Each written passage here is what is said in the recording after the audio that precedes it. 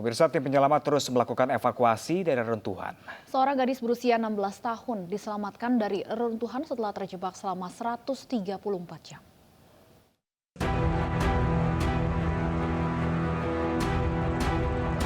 Tim penyelamat pada hari Sabtu menarik lebih banyak korban selamat dari bangunan yang roboh karena jumlah korban tewas akibat gempa besar yang melanda wilayah perbatasan Turki dan Suriah melampaui 25.000.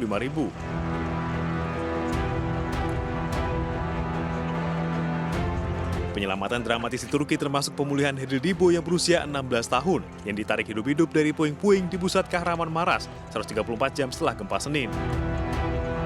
Ia segera diberi oksigen dan dibawa ke rumah sakit untuk didiagnosa. Ketika orang-orang mulai meneriakkan Allahu Akbar untuk merayakan penemuannya, penyelamat meminta mereka untuk tetap diam agar mereka dapat mencoba mendengarkan tanda-tanda kehidupan lebih lanjut di bawah reruntuhan.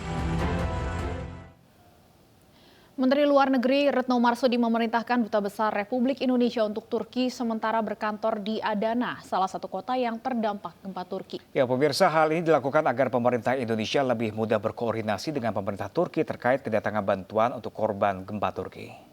Saya diminta oleh Menteri Luar Negeri untuk berkantor di Adana, salah satu poin untuk bantuan kemanusiaan di daerah bencana. Dan hari ini saya bersama Atasé Pertahanan dan tim sudah berada di airport Adana untuk melakukan koordinasi. Ada dua tugas selama di Adana. Pertama, menyiapkan pendaratan misi kemanusiaan dari pemerintah Indonesia yang besok akan mendarat dua pesawat militer, satu Boeing 737 dan Hercules, untuk membawa tim medium urban SAR, dan juga akan membawa tim dari Basarnas, kemudian membawa bantuan kemanusiaan dari Menteri Pertahanan dan dari pemerintah Indonesia. Lalu menyiapkan juga pendaratan pada tanggal 14 hari Selasa.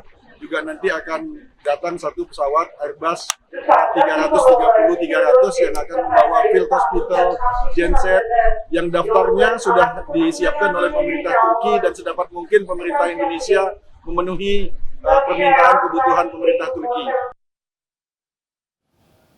Dan pemirsa, untuk mengetahui bagaimana kondisi WNI korban gempa Turki, sudah bergabung bersama kami Aska Ramadhani yang berada di kota Sivas, Turki. Selamat siang waktu Indonesia, Mbak Aska. Selamat siang. Baik, Mbak Aska, Anda berada di kota Sivas ya. Ini apakah juga terdampak gempa Turki atau seberapa jauh dari pusat gempa? Kota Sivas sendiri ini letaknya 4 jam jauh dari pusat gempa. Kahramanmaras itu 4 jam, 327 kilometer. Pas hari H gempa itu kita kena 4 kali gempa susulan, dan bangunan-bangunan yang emang lama itu juga mengalami kerusakan kerusakan.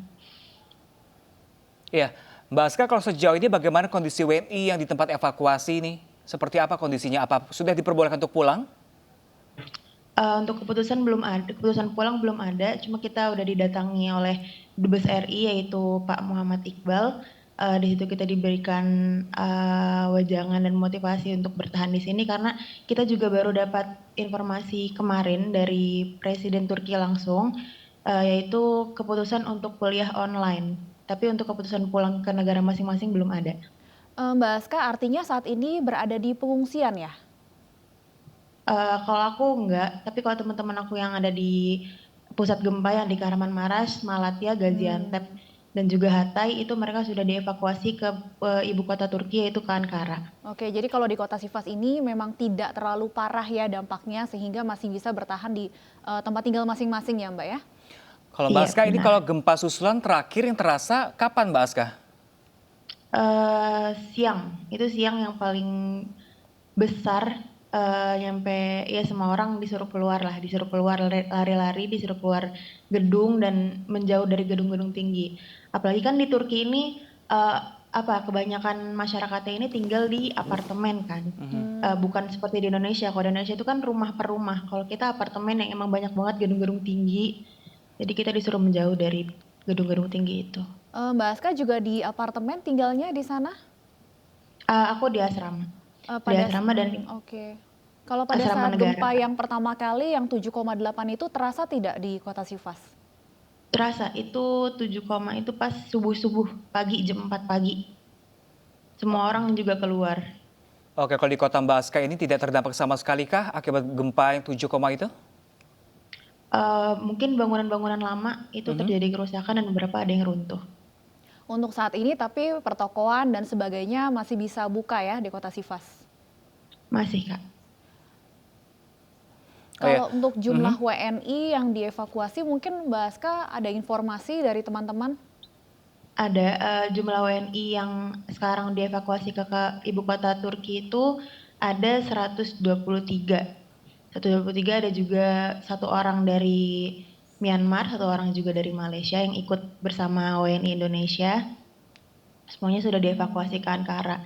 Juga kemarin Indonesia juga telah mengirimkan bantuan logistik sebanyak 4 ton dan juga 47 personel untuk melakukan evakuasi lagi di sini. Iya, Mbak Aska, ini kan cukup banyak sekali, 123 orang dievakuasi. Ini untuk bantuannya sendiri seperti apa di sana, Mbak Aska? Apakah tersalurkan dengan baik di sana? Tersalurkan dengan baik dan juga kan kita ada Perhimpunan Pelajar Indonesia PPI dari berbagai kota di Turki itu juga memberikan bantuan seperti baju dingin, selimut, kaos kaki, makanan. Itu lancar sih, Kak. Kalau dari bantuan dari pemerintah Indonesia sendiri, sudah nampakkah di sana, Mbak Aska? Hari ini sampai, Kak. Hari Minggu ini jam 7 mereka sampai di Turki. Mbak Aska, sejauh ini ada informasi lebih lanjut. Kemarin kami dapat info ada 2 WNI yang masih hilang ya. Apakah sudah ada informasi lebih lanjut? Sejauh ini untuk yang 2 orang itu belum ada, Kak. Baru ditemukan 1 orang wanita yang meninggal karena tertimbun reruntuhan bangunan, yaitu wanita yang menikah dengan warga negara Turki. Itu baru 1 orang yang ditemukan meninggal. 2 orang yang lain belum, Kak. Kalau untuk mahasiswa di kota Sivas sendiri ada berapa jumlahnya untuk WNI? WNI yang ada di kota Sivas kurang lebih ada 108. Baik, dan semuanya dipastikan dalam kondisi yang baik-baik saja ya Mbak ya? Iya, Kak. Kalau untuk mahasiswa di kota Sivas ini memang dari arahan dari KBRI maupun dari pemerintah setempat tidak perlu dievakuasi ya Mbak? Enggak, cuma pas hari H aja kita dievakuasi ke perpustakaan pusat. Nah, itu karena posisinya yang paling strategis jauh dari gedung-gedung, Kak. Baik, terima kasih banyak Mbak Aska Ramadhani. Kami berharap juga berdoa bersama-sama agar semua baik-baik saja di Turki. Terima kasih banyak Mbak Aska. Terima kasih. Ya pemirsa, kita ke informasi lain. Kisah gadis Suriah berusia 5 tahun dan adiknya yang selamat dari runtuhan mendapat sorotan dunia. Jinan dan Abdo menjadi kisah pilu yang menyayat hati. طب إذا جبت شو طالعك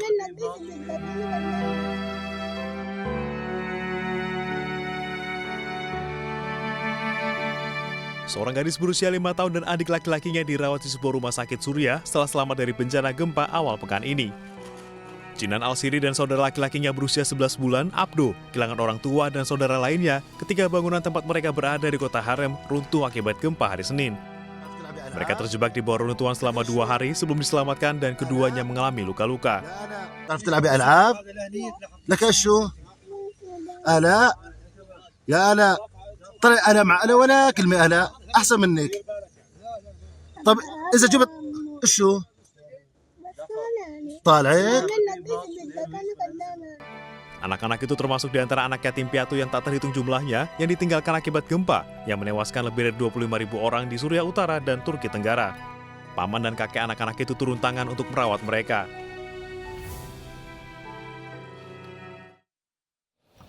Lima terdakwa kasus pembunuhan Yosua Huta Barat akan dijatuhi vonis pada Senin besok. Kami akan ulas selengkapnya usai jeda berikut, tetap bersama kami.